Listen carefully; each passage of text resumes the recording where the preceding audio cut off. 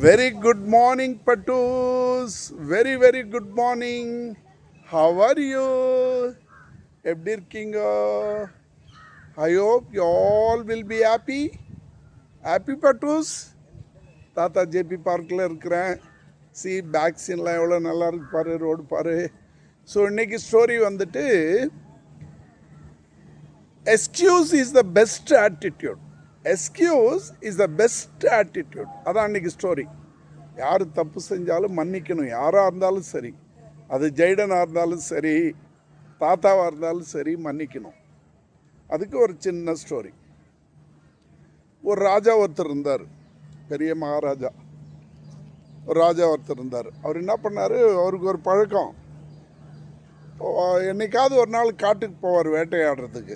அங்கே போயிட்டு அந்த சிங்கம், புலி அதெல்லாம் வேட்டையாடிட்டு அவங்க வருது. அது ராஜாவுக்கு ஒரு ஸ்டைலு. இப்போ நம்ம சிட்டியில் பெரிய பெரிய பணக்காரெலாம் வந்துட்டு கோல்ஃப் ஆடுறாங்க இல்லையா, அவங்க பின்னால் இப்போ ஒரு பையன் பெருசாக பேக் எடுத்துன்னு போவாங்க. அந்த மாதிரி ராஜாக்களுக்கு வந்துட்டு பழைய காலத்தில் வேட்டையாடுறதுன்னு வந்துட்டு ஒரு ஸ்டைல். சரியா? ஸோ வேட்டையாட போனார்.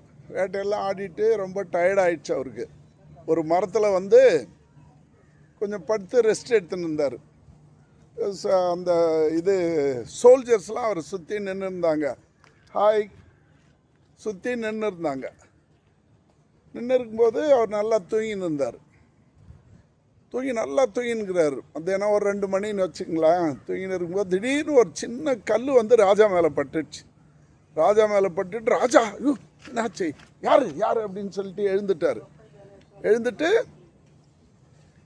அவர் உடனே சோல்ஜர்லாம், அவர் ராஜா மேலே கல் பட்டுட்டா தெரியும் இல்லையா, சோல்ஜர்லாம் ஓடு போய் பாருங்கள் யார் என் மேலே கல் பட்டது தேடி கண்டுபிடிச்சிட்டு வாங்க அப்படின்னாரு. அவங்க என்ன பண்ணாங்க, போய் அங்கே சுற்றி பார்த்தாங்க. 4 பக்கமும் சுற்றி பார்த்தாங்க. பார்த்துட்டு அங்கே ஒரு அம்மா, பாவம் ஏழைப்பட்டவங்க ஒரு அம்மா விறகு பொறிக்கின்னுக்கிறாங்க. கையிலெல்லாம் நல்லா இவ்வளோ பெரிய கட்டியே விறகு வச்சுன்னுக்கிறாங்க. ஜேபி பார்க்கில் பார்த்துருப்பீங்களா, இங்கே வேலை செய்கிறவங்க விறகு வெட்டி தலைமையில் எடுத்துன்னு போவாங்கல்ல, அந்த மாதிரி விறகு வெட்டின்னுக்கிறாங்க. அவங்கள இட்டுன்னு வந்தோடனே அந்த அம்மா ரொம்ப நடுங்கி, ராஜாவே என்னை மன்னிச்சிருங்க ராஜாவே, நான் தான் தெரியாமல் உங்கள் மேலே கல் போட்டுட்டேன். நான் வந்துட்டு விறகு வெட்டி அந்த விறகு விற்று தான் ராஜாவே நான் பிழைக்கிறேன். எனக்கு 2 பசங்க இருக்கிறாங்க, பொட்டை பசங்க. அவங்களுக்காக தான் இதை செய்கிறேன் ராஜாவே. வர வழியில் இந்த மரத்தில் பார்த்தேன், நல்லா மாங்காய் பழம் நல்லா இருந்தது. அது சாப்பிட்டா பசங்களுக்கு சாப்பிட்டா நல்லாயிருக்கும் இல்லையா, அதனால தான் ஒரு 2 பழம் வேணும்னு சொல்லிட்டு கல்லால் அடித்தேன். நீங்கள் இருக்கிறது எனக்கு தெரியல, நீங்கள் தூரம் இருந்தீங்களா எனக்கு தெரியல. அந்த கல் அவ்வளோ தூரத்தில் வந்து உங்கள் மேலே பட்டுட்டு இருக்குது ராஜாவே, என்னை மன்னிச்சிருங்க. நீங்கள் இருக்கிறது தெரியாமல் தான் நான் அடிச்சிட்டேன். நீங்கள் இருக்கிறீங்கன்னு தெரிஞ்சால் நான் அடிச்சிருக்க மாட்டேன்.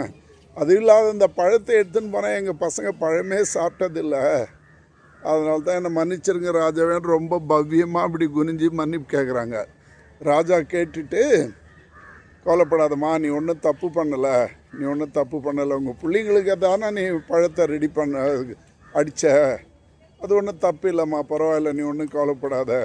உனக்கு வந்துட்டு நான் 2 பசுமாடு கொடுக்குறேன். அதை வச்சு பாதுகாக்கிறது கொஞ்சம் காசு கொடுக்குறேன், வெள்ளி காசு கொடுக்குறேன். அந்த காலத்திலலாம் வெள்ளி நாணயம் தான், வெள்ளி தங்க நாணயம் தான், இந்த மாதிரி ரூபா நோட்டுலாம் இல்லை. பழைய காலத்துலலாம் கொடுக்குறேன், அதை வச்சு நீ நல்லா சந்தோஷமாக பழிச்சிக்குமா அப்படின்னு சொல்லிட்டு கொடுத்து அனுப்பிச்சிட்டாரு. இந்த சோல்ஜருக்கெல்லாம் ஒரே அதிசயம்.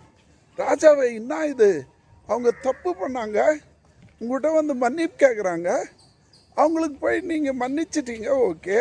மன்னிச்சது இல்லாமல் அவங்களுக்கு 2 பசுமாடு காசெல்லாம் கொடுக்குறீங்களே அப்படின்னு சொல்லி ஆச்சரியமாக பார்க்குறாங்க. ராஜாவை கேட்குறாங்க. ஏன்னா அவங்களுக்கு சந்தேகம் வரும்போது ராஜாவை கேட்கணும் இல்லையா. கேட்டோன்னா ராஜா சொல்கிறாரு, அவங்க தப்பு பண்ணலை. ஆக்சுவலி அவங்க தப்பு பண்ணலை. ஏன்னா அவங்க கல்லடிச்சது அந்த மரம் காமிக்கிறாரு, நம்ம படுத்துனது இந்த மரம். அவங்களுக்கு அவங்க படிப்பறிவு இல்லாதவங்க, அவங்களுக்கு அறிவு கிடையாது, படிக்கலை அவங்க. இங்கே கல் அடித்தாங்க, ராஜா இருக்கார், ராஜா மேலே போய் படுன்னு தெரியாது அவங்களுக்கு.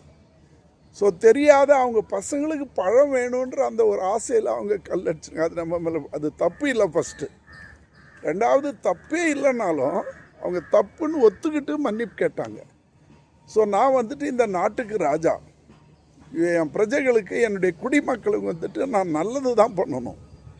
அதனால தான் அவங்கள மன்னிச்சதோடு இல்லாமல் அவங்க வாழ்க்கைக்கு ஆதாரம் எப்படியாவது அவங்க நல்லா வாழணும் அப்படின்றதுக்காக 2 பசுமாடு கொடுத்து, அதுக்கு திடீர்னு பசுமாடு கொடுத்தா அதுக்கு புல் போடணும், இது வாங்கணும், கட்டி வைக்கணும், அதுக்கு ஒரு ஷெட்டு கட்டணும், அதுக்கெல்லாம் காசு வேணும் இல்லையா, அதுக்கு தான் கொடுத்தேன் அப்படின்னு சொல்லி அந்த சோல்ஜரு மந்திரிங்க அவங்களுக்கெல்லாம் எக்ஸ்பிளைன் பண்ணுறாரு.